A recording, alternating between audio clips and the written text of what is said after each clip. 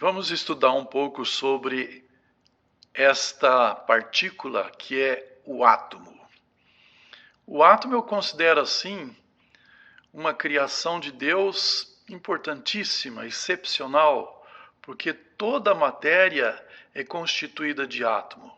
E por isso nós precisamos conhecer um pouco a respeito dele. Essa figura que você está vendo é o átomo atual, como ele é conhecido hoje, em que ele apresenta essas camadas, essas órbitas dos elétrons de forma elíptica, porque antigamente pensava-se que o átomo ele tinha as órbitas circulares.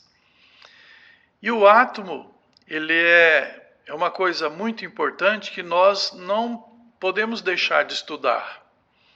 Então vamos ver algumas coisas, algumas curiosidades, algumas coisas a respeito dele.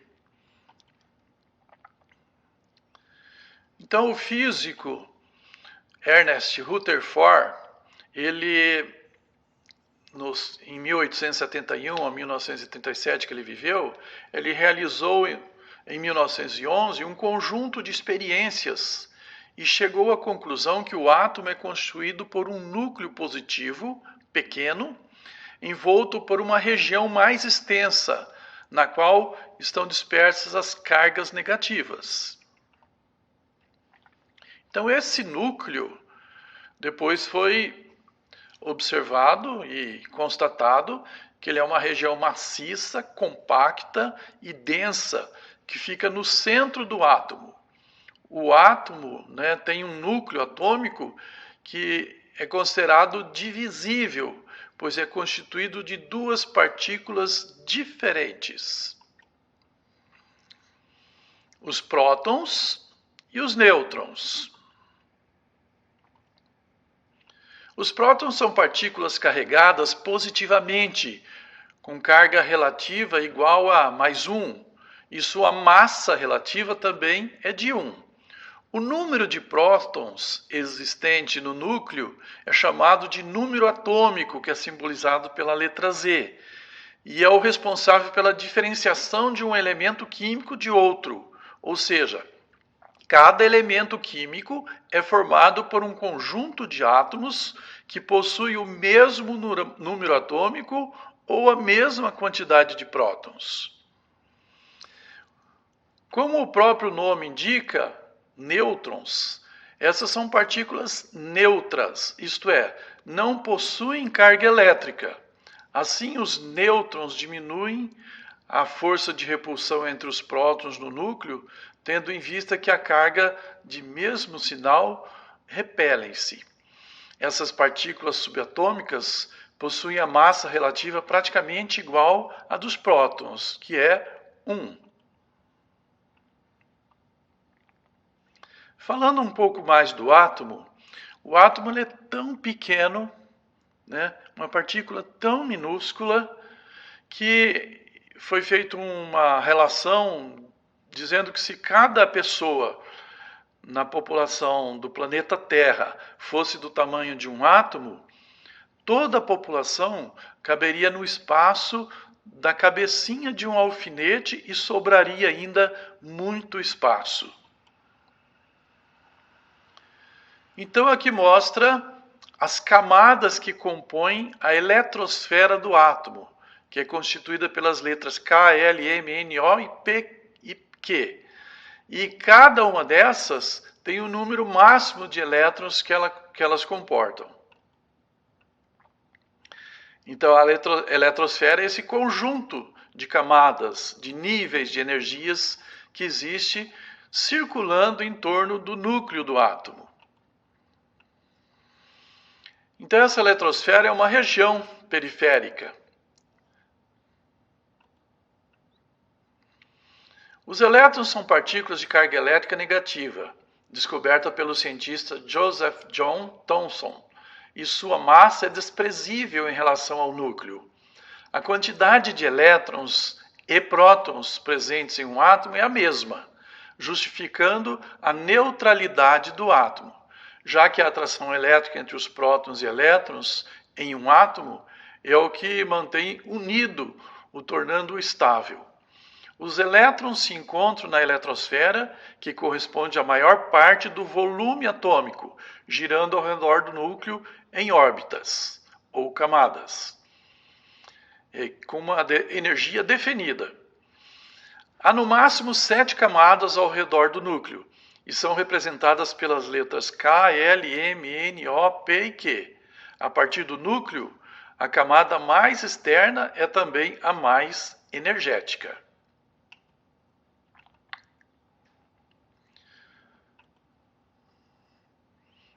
Algumas curiosidades. O tamanho do núcleo depende da quantidade de nêutrons e prótons que ele possui. Entretanto, pode ser dito que, em média, o núcleo atômico tem o diâmetro em torno de 10 elevado a menos 14 metros e 10 elevado a menos 15 metros. O próton e o nêutron são partículas 100.000 vezes menores do que o próprio átomo inteiro. A massa do átomo é dada praticamente somente pelo número de prótons e nêutrons que estão no núcleo. Isto ocorre porque cada próton e cada nêutron são 1836 vezes maiores que um elétron. Por essa razão, a massa dos elétrons torna-se insignificante.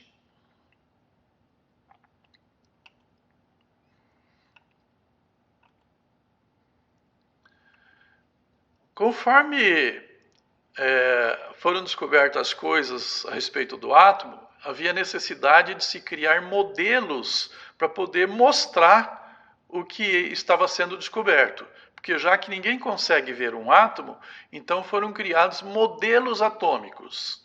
E o modelo atômico para o átomo de Bohr dizia assim, ele chamava esse átomo de planetário, porque lembrava a órbita dos planetas ao redor do Sol. Então, segundo Bohr, os elétrons giram em torno do núcleo, mas cada um ocupa um nível de energia diferente. Veja aí na próxima imagem.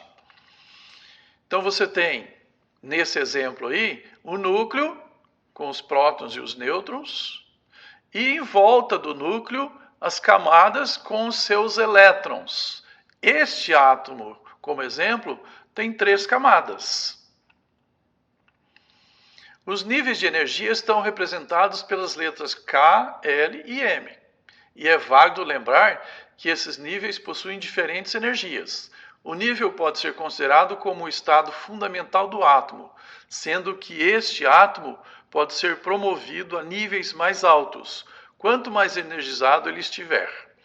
O nível mais externo é o M, segundo a imagem acima, ou a imagem anterior que nós vimos.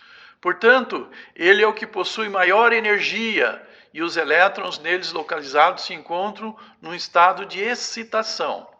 Quando um elétron fica excitado, ele está propenso à reação. Ele fica menos estável, mas este mesmo elétron pode retornar ao seu estado inicial, bastando para isso que ele perca parte da energia que adquiriu. Agora vamos ver o átomo de Thomson, segundo o modelo atômico que ele propôs. Ele diz que é a menor porção em que pode ser dividida um elemento químico. Até os fins do século XIX era considerado a menor porção da matéria. Mas nas 2 últimas décadas daquele século, as descobertas do próton e do elétron revelaram o equívoco dessa ideia.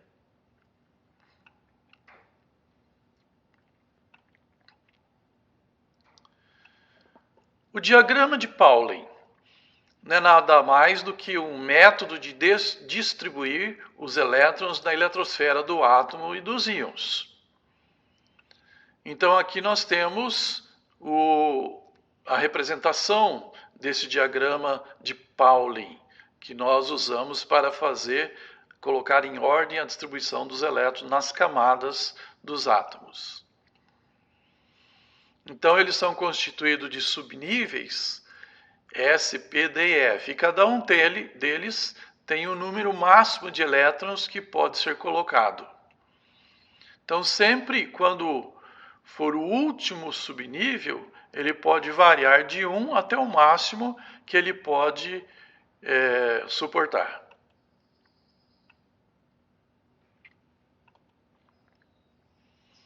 Então a gente tem que ter todas essas informações a respeito do átomo nas mãos, ou no cérebro, na cabeça, para que a gente nunca se esqueça e possa entender aquilo que acontece com a matéria no nosso dia a dia e dentro dos estudos que nós fazemos na química.